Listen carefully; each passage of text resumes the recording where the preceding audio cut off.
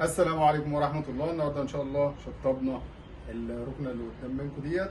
طبعا الركنة ديت الأخ يعز عليا، طبعا يعز عليا أول ما شفته لأن أنا ما أعرفوش قبل كده.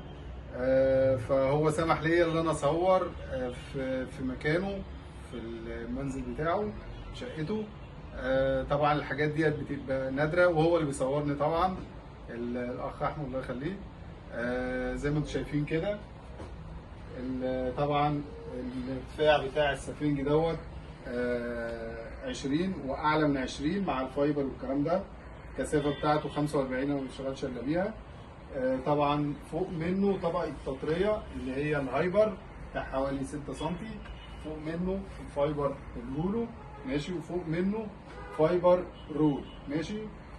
طبعا هنا في الفايبر الهولو اللي هو للشيلات والكلام دوت، ونفس النظام الكوشنات ماشي.